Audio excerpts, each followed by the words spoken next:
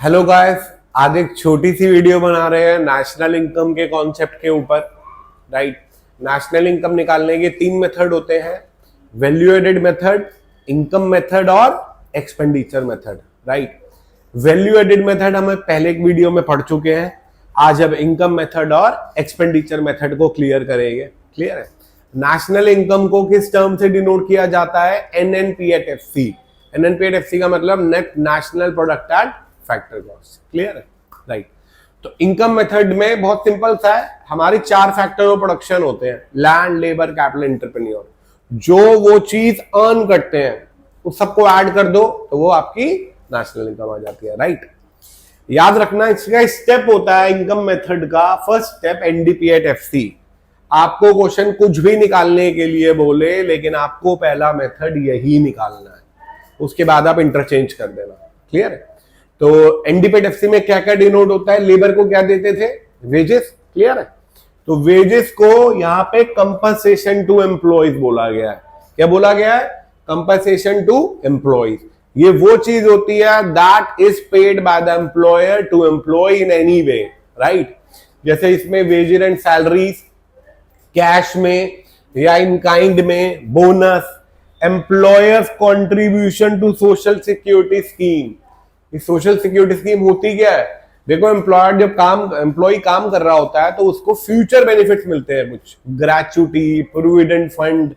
Right, तो अगर आपका एम्प्लॉयर आपके लिए पैसा जोड़ रहा है तो उसे बोला जाता है employer contribution.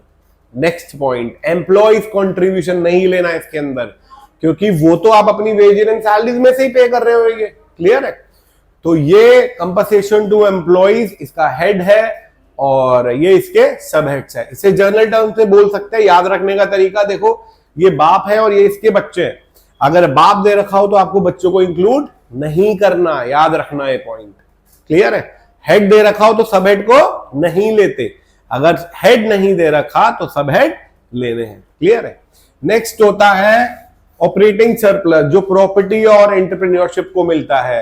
Rent, interest, royalty और प्रॉफिट।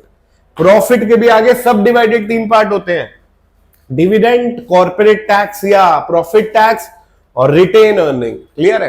कंपनी प्रॉफिट का क्या करती है? डिविडेंड दे देती है या उसको रिटेन कर लेती है या गवर्नमेंट को टैक्स देती है। क्लियर है? रिटेन अर्निंग के 2 नाम और होते हैं, अनडिस्ट्रीब्यूटेड प्रॉफिट और saving of private corporate sector. Clear है? Next, mix income of self employed person. ये वो बंदा होता है जो हर अपने दुकान के सारे काम करता है, जिसकी इनकम इनसेपरेबल होती है अदर पार्ट्स में, इसलिए हम उसे मिक्स इनकम बोलते हैं। क्लियर है? तो आप इन तीनों को ऐड कर दोगे तो आपका क्या आ जाएगा? NDP@FC।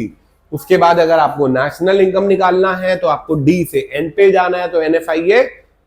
एक पॉइंट ध्यान रखना, अगर आपको बाप दे रखा है तो बच्चों को नहीं लेना, हेड दे रखा है तो सब हेड नहीं लेने, और अगर हेड नहीं दे रखा तो सब हेड को जोड़ के निकल जाता है। जैसे ऑपरेटिंग सरप्लस दे रखा है तो ये नहीं लेना। क्लियर है? अगर ये नहीं दे रखा तो प्रॉफिट, अगर नहीं दे रखा तो इसके पार्ट्स लेने हैं, लेकिन अगर प्रॉफिट भी दे रखा और डिविडेंड भी दे रखा है तो डिविडेंड को इग्नोर। ये पॉइंट होता है, अगर बाप दे रखा हो तो बच्चों को नहीं लेना, याद रखना। तो ये इनकम मेथड था। क्या था? आप एक बार स्क्रीनशॉट ले लो।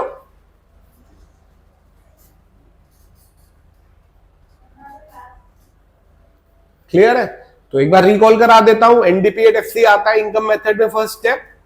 कैसे?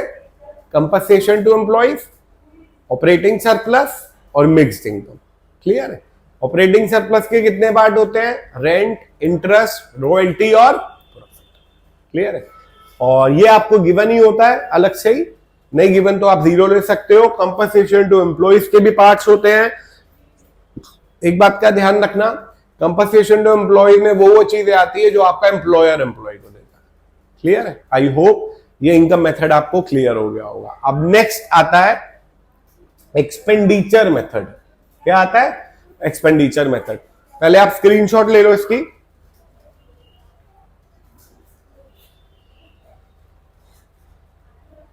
देखिए, एक्सपेंडिचर मेथड में सारे एक्सपेंडिचर आते हैं। इकोनॉमी में 4 प्लेयर होते हैं जो पैसा खर्चते हैं, हाउस होल्ड, फर्म, गवर्नमेंट और फॉरेन ट्रेड। क्लियर? तो इसका जो पहला स्टेप होता है वो याद रखना, GDP@MP आता है। क्या आता है? जीडीपी एट एमपी, और इनकम मेथड में पहला स्टेप क्या आता है, एनडीपी एट एफसी। क्लियर है? तो जो हाउस होल्ड खर्चा करता है उसे बोला जाता है private final consumption expenditure, personal final consumption expenditure same चीज होती है। गवर्नमेंट जो करती है उसे क्या बोला जाता है, government final consumption expenditure, right.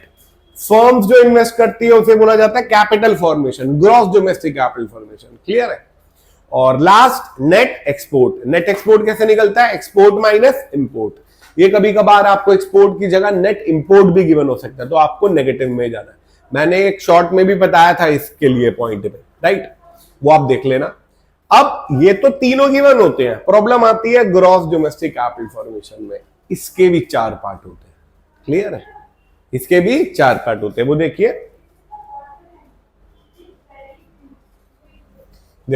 Gross domestic capital formation के 4 पार्ट होते हैं, public investment, business investment, residential investment और इन्वेंट्री इन्वेस्टमेंट, जिसे हम चेंज इन स्टॉक भी बोलते हैं। और चेंज इन स्टॉक को क्या बोला जाता है, closing stock minus opening stock.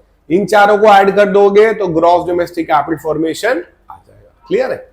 और ये जो तीनों होते हैं इसे बोला जाता है gross domestic fix capital formation. क्या बोला जाता है, gross domestic fix capital formation plus change in stock, plus change in stock. Clear है?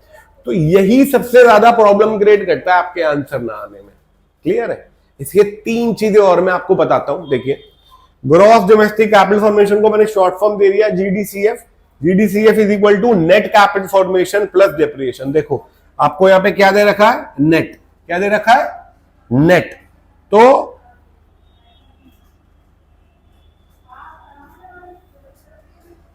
अगर नेट दे रखा है तो आपको क्या ऐड करना पड़ेगा, आपको तो ग्रॉस चाहिए, तो क्या करना पड़ेगा, डेप्रिसिएशन ऐड करना पड़ेगा, डेप्रिसिएशन ऐड करना पड़ेगा। क्लियर है सबको? अगर आपको ये net domestic fix capital formation दे रखा है, सर नेट दे रखा है तो डेप्रिसिएशन ऐड करना पड़ेगा, फिक्स दे रखा है तो ये जो चेंज इन स्टॉक था ये ऐड करना। क्लियर है? यही सबसे ज्यादा प्रॉब्लम क्रिएट करता है, याद रखना। एक चीज और, कभी कभार आपको डेप्रिसिएशन गिवन नहीं होगा, आपको आपका दोस्त बोलेगा तो 0 ले लो। सर चेक कर लो पहले, निकल तो नहीं सकता, सर निकल सकता है। आपको ये दे रखा है, आपको नेट कैपिटल फॉर्मेशन दे रखा है, तो इसका गैप क्या होगा, डेप्रिसिएशन, पहला। दूसरा, आपको ये पूरा दे रखा है, ये भी दे रखा है और ये भी दे रखा है, तो गैप क्या होगा, डेप्रिसिएशन। एक और पॉइंट ऑफ व्यू से भी निकालेगा कभी कभार, सुनना, आपको ये दे देगा gross domestic capital formation, change in stock दे देगा। क्या दे देगा, चेंज इन स्टॉक, और ये दे देगा नेट कैपिटल फॉर्मेशन। तो सर आप सोचोगे 0 ही है, नहीं, आपको इन दोनों को ऐड करके पहले जीडीसीएफ निकालना है, वो यहां यूज करना है, ये भी गिवन है, और डेप्रिसिएशन आपका निकल जाएगा। क्लियर है?